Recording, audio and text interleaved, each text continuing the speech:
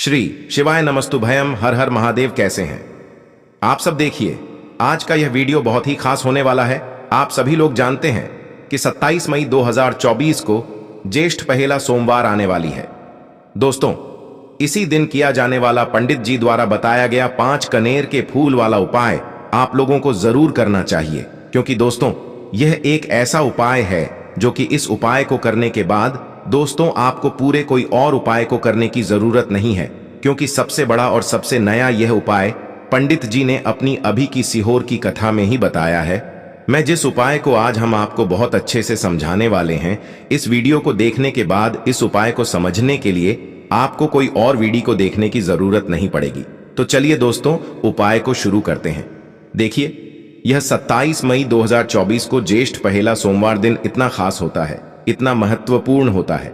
देखा है कभी कभी बड़े बड़े पूजा पाठ अनुष्ठान से जो मनोकामना पूर्ण नहीं होते। 27 मई 2024 सोमवार के दिन ज्येष्ठ पहेला सोमवार एक छोटे से उपाय करने से ही आपकी मनोकामना पूर्ण हो जाती है, और बहुत सारे लोगों ने इस उपाय को किया भी है और उनको इस उपाय को करने का फल भी जरूर मिला।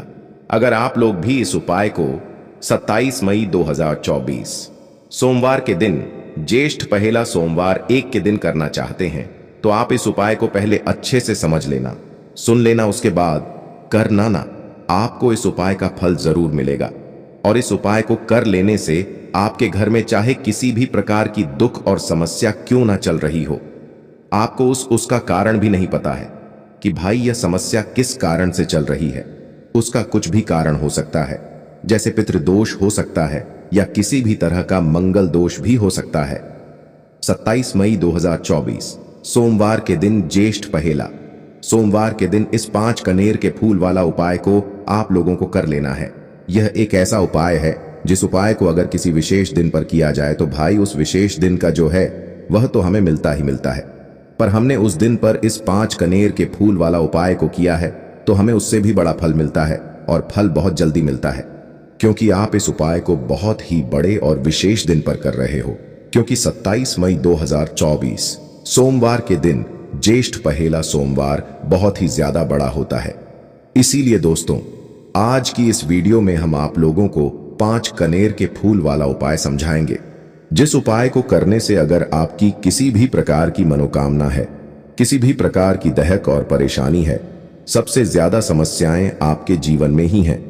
अगर आपको धन प्राप्ति नहीं हो पा रहा है, रुपए पैसे की आपके घर में लगातार दिक्कत परेशानियां चलती चली आ रही हैं, आपका व्यापार, आपकी नौकरी अगर अच्छे ऐसे नहीं चल रहे हैं, जिसकी वजह से घर में लगातार आर्थिक समस्याएं बनी रहती हैं, पूज्य गुरु जी ने कहा है को धन प्राप्ति अगर नहीं हो पा रहा हो तो आपको सिर्फ और सिर्फ 5 कनेर के फूल वाला उपाय ज्येष्ठ पहेला सोमवार दिन से शिवलिंग के सामने एक ऐसा विशेष उपाय करना है जो आपकी इन सारी समस्याओं को सिर्फ 7 दिन के अंदर ही समाप्त कर देगा।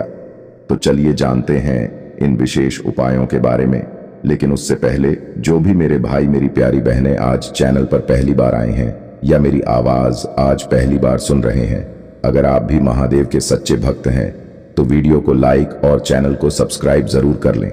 दोस्तों, अब उसके बाद में दोस्तों ये वाला जो उपाय है ये किसको करना है, तो देखो, घर का जो बड़ा और मुख्य सदस्य होगा उसी व्यक्ति को यह वाला उपाय करना है। अब वह बड़ा व्यक्ति मुख्य रूप से घर की माताएं बहनें होंगी तो ज्यादा बेहतर होगा, मतलब कि घर की जो बड़ी माताएं बहनें होंगी अगर वह यह वाला उपाय करेंगी तो ज्यादा अच्छा होगा। देखिए, सोमवार जो है, पूज्य गुरु जी कहते हैं कि ज्येष्ठ पहेला सोमवार में 5 कनेर के फूल वाला उपाय शिवलिंग के सामने कर लेता है। तो गुरु जी ने कहा कि हम अपनी व्यास पीठ से आपको यकीन दिलाते हैं कि उसकी ऐसी कोई मनोकामना नहीं जो महादेव परिपूर्ण ना कर सके। उसके जीवन में धन धान्य की वृद्धि होती है, नौकरी व्यापार अच्छे से चलते हैं, घर के सारे कष्ट समाप्त हो जाते हैं और उसको भी धन की प्राप्ति होती है। अगर आपके जीवन में भी किसी भी प्रकार की समस्या चल रही है तो गुरु जी ने कहा कि आपको ज्येष्ठ पहेला सोमवार में 5 कनेर के फूल वाला उपाय जरूर करना चाहिए। देखिए, आप सभी जानते हैं सोमवार वह हमारे महादेव और माता पार्वती के मिलन की तिथि होती है। इस दिन जो भी उपाय किए जाए वह हमारे शिव और शक्ति को प्रसन्न करने वाले उपाय होते हैं। और हमारी सारी मनोकामनाएं को परिपूर्ण करने वाले उपाय होते हैं। इस वीडियो में भी हम लोग पूज्य गुरुजी द्वारा बताए गए कुछ बहुत ही खास उपायों के बारे में जानेंगे। यह उपाय आपके जीवन में चल रही समस्याओं को तो समाप्त करेंगे ही, और साथ ही साथ आपके घर में धंधा की वृद्धि भी करें। तो चलिए जानते हैं पूज्य गुरुजी द्वारा बताए गए सबसे पहले उपाय के बारे में। देखिए, इस उपाय के लिए आपको एक लोटा जल ले लेना है। तांबे के पात्र में आपको अपने किचन से जल ले लेना है और इसी के साथ आपको ले लेना है 5 कनेर के फूल। कनेर के पीले रंग के फूल आपको सामने स्क्रीन पर दिखाए जा रहे हैं। यह ऐसे फूल होते हैं, और अगर यह आपके पास नहीं है तो शिवलिंग के ऊपर चढ़े हुए कनेर के फूल को उठाकर जल से शुद्ध करके आप उसका भी इस्तेमाल कर सकते हैं, या फिर किसी भी फूल वाली दुकान से आप इन फूलों को खरीद सकते हैं। देखिए, सिर्फ यह 2 सामग्री लेकर आपको शिवालय पहुंच जाना है। यह बहुत ही विशेष उपाय है जिन लोगों की कोई विशेष मनोकामना है जो परिपूर्ण अभी तक नहीं हो पा रही है, तो उस मनोकामना को परिपूर्ण करने के लिए इससे अच्छा उपाय ज्येष्ठ पहेला सोमवार के दिन के लिए कोई भी नहीं हो सकता है। देखिए, आप शिवालय पहुंचने के बाद सबसे पहले आप दक्षिण दिशा में बैठ जाइएगा और उत्तर दिशा की तरफ अपना फेस कर लीजिएगा। लेकिन अगर शिवालय में भीड़ है तो फिर ऐसी स्थिति में आप किसी भी दिशा में बैठकर शिवलिंग की पूजा प्रार्थना कर सकते हैं। देखिए, पूज्य गुरुजी ने कहा कि इस उपाय को अगर आप शाम को प्रदोष काल के समय में करेंगे तो आपके लिए सबसे उत्तम होगा, क्योंकि प्रदोष काल के समय साक्षात महादेव शिवलिंग में वास करते हैं, और सोमवार इसलिए अगर आप प्रदोष काल में करेंगे तो आपको विशेष लाभ मिलेगा, विशेष फल की प्राप्ति होगी। देखिए, अब सबसे पहले आप जो 5 कनेर के फूल लेकर आए हैं, उनमें से पहले कनेर के फूल को आप श्री गणेश जी वाले स्थान में समर्पित कर देंगे और श्री शिवाय नमस्तुभ्यम मंत्र का स्मरण कर लेंगे। इसके बाद आप जो दूसरा फूल लेकर आए हैं उसको श्री कार्तिकेय जी व स्थान पर समर्पित कर देंगे और श्री शिवाय नमस्तुभयम मंत्र का स्मरण कर लेंगे। इसके बाद आप जो तीसरा कनेर का फूल लेकर आए हैं उसको माता अशोक सुंदरी वाले स्थान में समर्पित कर देंगी और श्री शिवाय नमस्तुभ्यम मंत्र का स्मरण कर लेंगे। इसके बाद आप जो चौथा कनेर का फूल लेकर आए हैं उसको माता पार्वती के हस्त कमल में समर्पित कर देंगे। देखिए, शिवलिंग जिस स्थान पर रखा रहता है, यानी शिव पिंडी जिस स्थान पर रखी रहती है, उस पूरे गोल गोल वाले स्थान को माता पार्वती का हस्त कमल कहते हैं, और यहीं पर आपको यह चौथा कनेर का फूल समर्पित कर देना है। इसके बाद आप जो 5वां कनेर का फूल लेकर आए हैं उसको समर्पित कर देंगे शिवलिंग के ऊपर। लेकिन यह फूल शिवलिंग के ऊपर समर्पित करते हुए आपको अपनी मनोकामना का स्मरण कर लेना है। श्री शिवाय नमस्तुभ्यम मंत्र का स्मरण करते हुए आपके जीवन में अगर धन की समस्या चल रही है तो उसको महादेव से दूर करने की प्रार्थना कर लीजिए, या फिर आप अपनी नौकरी या व्यापार के लिए यह उपाय कर रहे हैं तो उसके लिए महादेव से प्रार्थना कर लीजिए, या फिर आप अपने मकान, जमीन, जायदाद के लिए, या फिर आप अपने विवाह के लिए यह उपाय कर रहे हैं तो उसके लिए महादेव से प्रार्थना कर लीजिए। जो भी आपकी मनोकामना है, जिस भी मनोकामना के लिए आप यह उपाय कर रहे हैं, तो उस मनोकामना का स्मरण करिए और महादेव से उस मनोकामना को पूर्ण करने की प्रार्थना करिए। फिर श्री शिवाय नमस्तुभयम मंत्र का स्मरण करते हुए यह आखिरी फूल आपको शिवलिंग के ऊपर समर्पित कर देना है। इसके बाद आप जो एक लोटा जल लेकर आए हैं उसमें से थोड़ा जल आप सबसे पहले श्री गणेश जी वाले स्थान पर आपने जो फूल समर्पित किया है उसमें समर्पित कर दीजिए। फिर थोड़ा सा जल आप श्री कार्तिकेय जी वाले स्थान पर जो फूल समर्पित किए हैं उसके ऊपर थोड़ा सा समर्पित कर दीजिए।